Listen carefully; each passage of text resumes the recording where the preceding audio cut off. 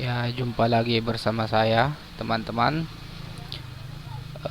Mungkin teman-teman pernah kepikiran atau bertanya, bagusan upgrade RAM atau upgrade hard disk menjadi SSD.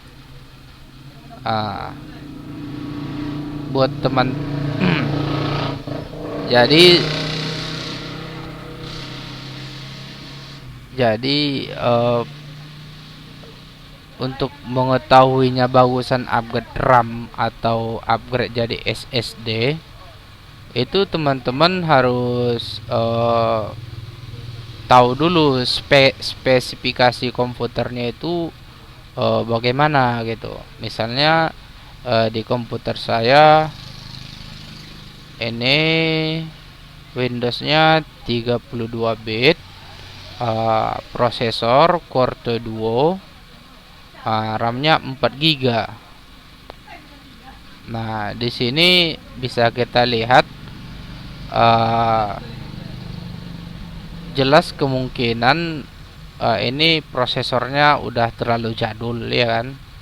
Masih Core 2. Sebenarnya ini udah ketinggalan zaman. Tapi untuk uh, penggunaan penggunaan saya pribadi ini masih cukup. Prosesor Core 2 dengan RAM 4 GB, Windows 7 32 bit. Nah, yang perlu memang kalau di komputer saya ini yang perlu di-upgrade itu prosesornya. Mungkin teman-teman ada yang prosesornya udah Core i3 atau Core i5 atau Core i7, Core i7 ya kan. Nah, jadi untuk mengetahui komputer kita bagusnya upgrade RAM-nya kah, upgrade prosesornya kah, atau upgrade SSD. Kita lihat dulu kinerja komputer kita yang paling banyak habis itu di mana gitu. Nah, pertama-tama kita cek dulu kesehatan hard disk kita itu seperti apa.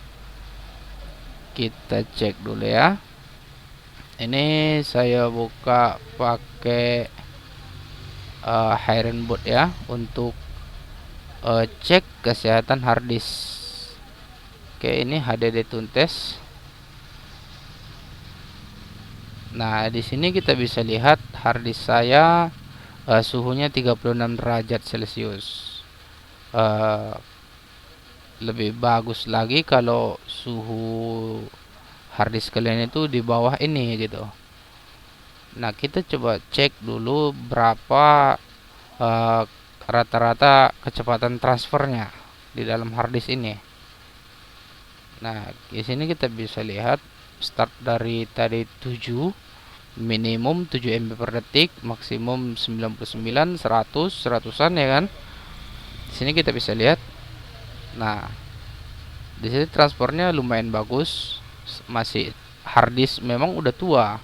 Nah, ini saya beli dulu tahun 2012 kalau tidak salah. Tahun 2012 ini saya beli second bekas warnet. Nah, kalau transfernya masih 100-an segini, ini menurut saya ini masih lumayan bagus. Dari tahun 2012 sampai sekarang 2020. Oh, berarti udah sekitar 8 tahunan. 8 tahun. Ya, ini saya komputernya menggunakan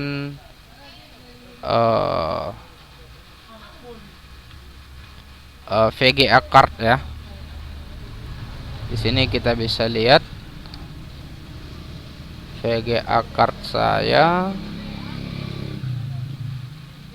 Nah, sambil begini kita bisa perhatikan di sini. Ini adalah prosesor, yang ini adalah RAM. Kita bisa lihat pemakaian RAM-nya. Di sini kita lihat saat proses begini, CPU penggunaannya sekitar 60-an persen. Aplikasi yang terbuka baru hanya 2 ini aja. Yang banyak makan itu yang ini. Pada saat sekarang ini ya, pada saat sekarang ini yang sedang banyak makan prosesor. Makanya tadi saya bilang di awal, prosesor saya sebenarnya perlu di-upgrade. Bisa kita lihat ini namanya HDD Tuntes di sini. HDD Tuntes. Di sini dia tadi ini biasanya ini kan CPU prosesor. Dia makan 2. Kalau RAM dia makan hanya 1,5 MB.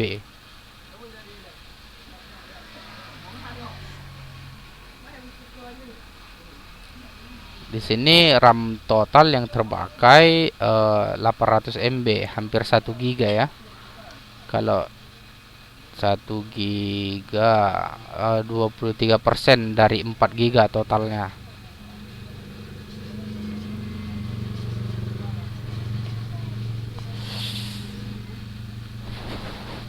Oh ya, tadi kembali lagi, di sini saya menggunakan VGA card merek Nvidia GeForce GeForce 9500 GT. Apanya ini 2 giga.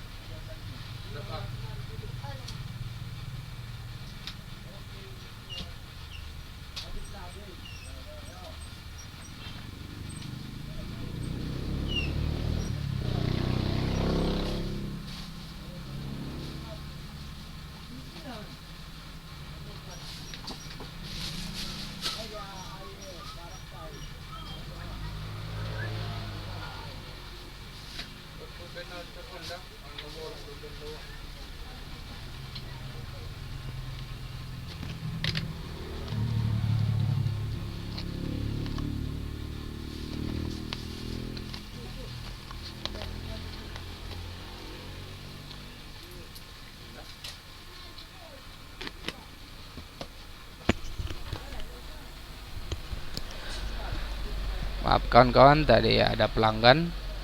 Nah, oke, ini tadi VGA cardnya ya kan. Nah di sini kita bisa lihat transfer rata-ratanya 68,8 MB. Ini menurut saya ini masih bagus lah gitu. Kalau untuk di penggunaan saya pribadi sehari-hari, dan ini masih bagus, masih layak, tidak terlalu mengganggu gitu. Nah sekarang kita cek kesehatan harddisknya ya. Kita pakai mode quick scan aja dulu.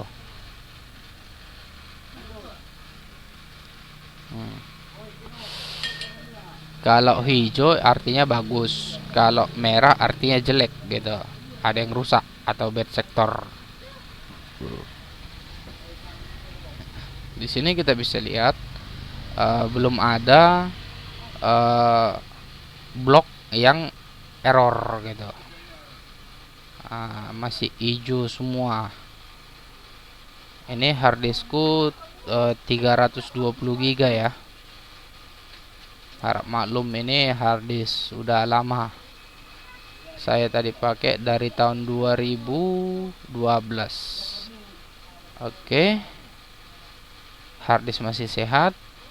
Transfernya rata-rata 68 MB. Maksimumnya 107 MB. Nah, kembali ke pertanyaan yang pertama tadi, bagusan upgrade RAM-nya atau upgrade SSD?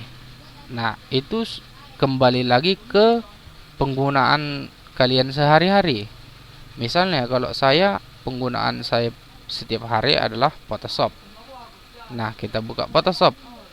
Kita lihat di sini prosesor langsung naik 95%. Sebenarnya tidak sampai 90-an%. Ini karena saya sedang merekam ini aplikasi ini. Aplikasi yang ini yang lumayan besar makan prosesor. Bisa kita lihat di sini dari text manager. Mana tadi apa namanya ya? Ini dia.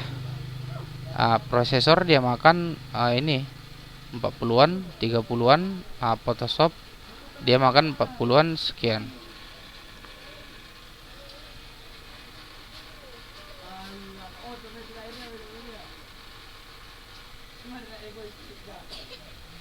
Kalau RAM-nya yang untuk aplikasi software rekam layar ini, dia RAM-nya hanya makan 37 MB. Sementara Photoshop tanpa mengimport foto saja sudah menggunakan RAM 200-an MB.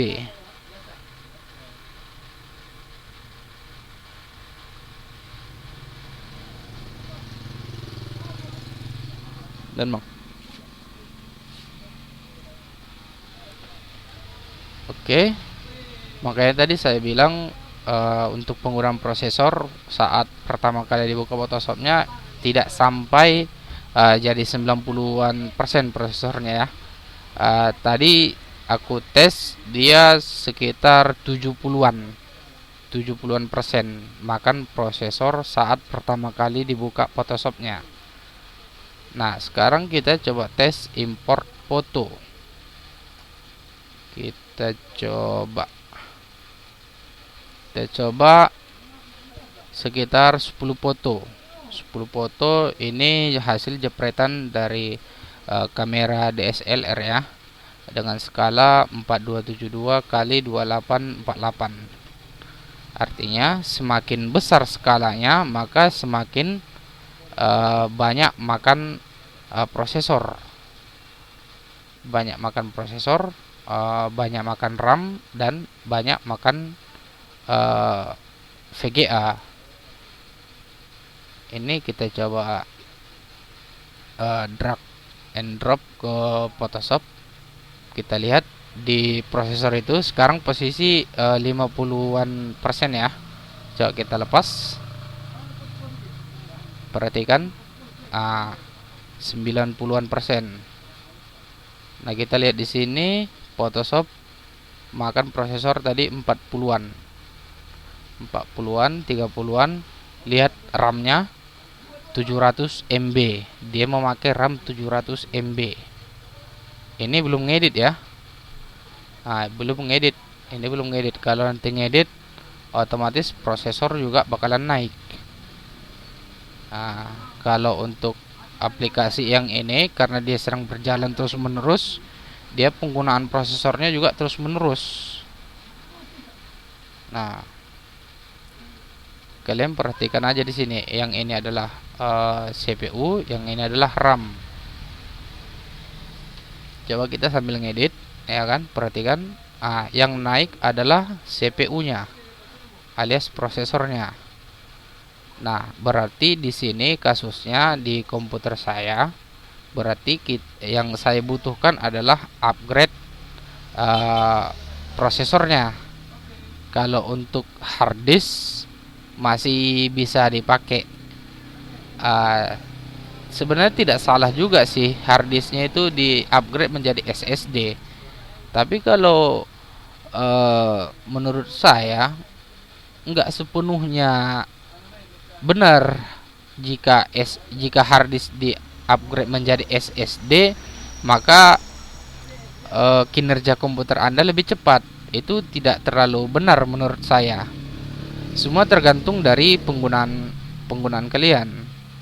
Jika penggunaan kalian tidak menggunakan yang berat-berat, yang tidak menggunakan misalnya pemakaian hard disk yang banyak, misalnya kalau untuk kalau hard disk kan fungsi utamanya menyimpan data, bukan untuk memproses. Jadi eh gimana maksudnya ya? Agak susah jelasinnya saya. Kalau memang benar juga, kalau harddisknya itu SSD, memang dia lebih cepat untuk booting ininya, drive C-nya nih, drive Windows-nya itu gitu. Nah, itu kan cuman di situ saja fungsi utamanya kalau menurut aku. Tapi kalau kalian eh apa namanya, suka banyak menyimpan foto atau banyak menyimpan video, nah biasanya untuk proses pencarian pencarian video atau file apapun gitu memang lebih cepat di SSD. Misalnya di komputer saya ya kan, kita mau mencari file MP4. Nah, begini, lumayan cepat ketemunya. Nah, ini belum loading. Nah, kalau punya kalian SSD, maka ini lebih cepat loadingnya, serat gitu. Nah, menangnya di situ kalau SSD. Tapi kalau dengan transfer tadi punya saya berapa tadi transfernya, rata-rata 70-an MB ya. Masih bagus lah kalau saya bilang. Masih nggak terlalu nggak terlalu memberatkan, maksudnya nggak terlalu mengganggu pekerjaan. Nah, menangnya di situ dia tadi. Kalau SSD, proses pencarian file memang lebih cepat. Proses transfer data juga, misalkan dari drive ini ke drive ini, transfer juga jauh lebih cepat memang kalau SSD. Sementara kalau masih hard disk kayak gini, maksimal tadi itu 100-an MB. Nah, ini 100-an MB, kondisi harddisk saya udah hampir 10 tahun saya pakai. Waktu di warnet nggak tahu udah berapa tahun dipakai ya.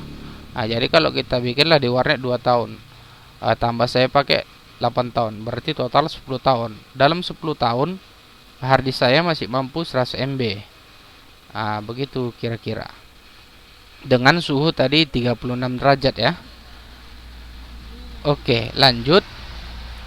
Di sini Photoshop sedang terbuka. Dia menggunakan prosesor tadi sekitar 50-an stabil ya. Maksudnya apa namanya?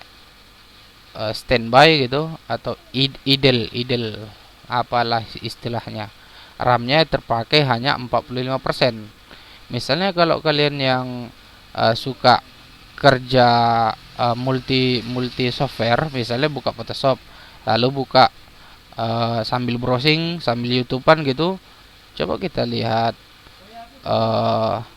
berapa pemakaian prosesor. Nah, di sini prosesor saya sudah sekitar 90-an persen ya. Coba kita tunggu. Oke, dia kembali ke 70. Sekarang kita lihat pemakaian si Mozilla Firefox ini, dia memakai RAM 100-an MB. Artinya dia RAM dia memang makan sedikit. Nah, ini kondisi Firefox-nya belum dipakai. Coba kita buka YouTube. Nah, ini kenapa lambat begini? Ini bukan karena harddisknya lemot ya, bukan. Ini karena browsernya ini, internetnya ini saya setting di kecepatannya kecil. Di sini bisa kalian lihat 178 kbps saja saya bikin ya.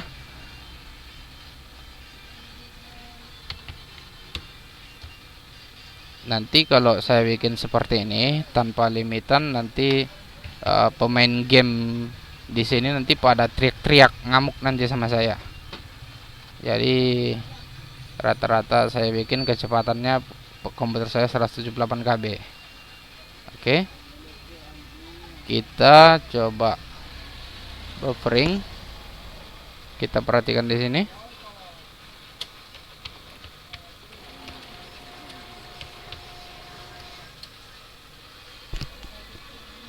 Perhatikan 77% belum di play ya. Coba kita play. Oke, naik 93%. Ini masih satu tab, dua tab ya, dua tab. Kita bikin satu tab aja dulu. Perhatikan di sini dia RAM makan 100, 120, 130, 200, 250-an MB ya pemakaiannya. Oke. Berarti dari sini kita bisa analisa bahwa komputer ini sebenarnya yang perlu di-upgrade adalah prosesornya. Nah, nanti kalian tes saja di komputer masing-masing bagian mana yang perlu di-upgrade. Oke, sekian dan terima kasih. Semoga bermanfaat. Semoga bisa diambil ilmunya. Buat para senior yang udah lebih mahir, tolong jangan dibully.